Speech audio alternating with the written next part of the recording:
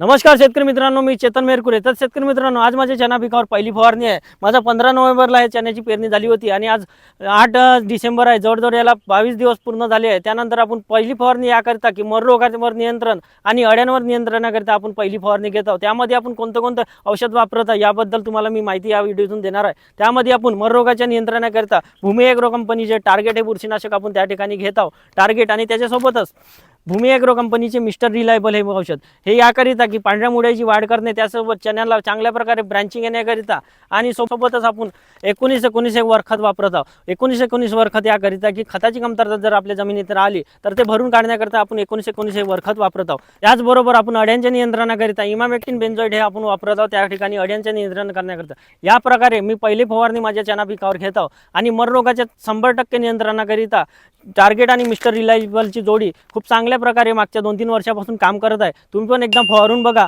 आणि याचे रिझल्ट खूप चांगल्या प्रकारे येत आहे।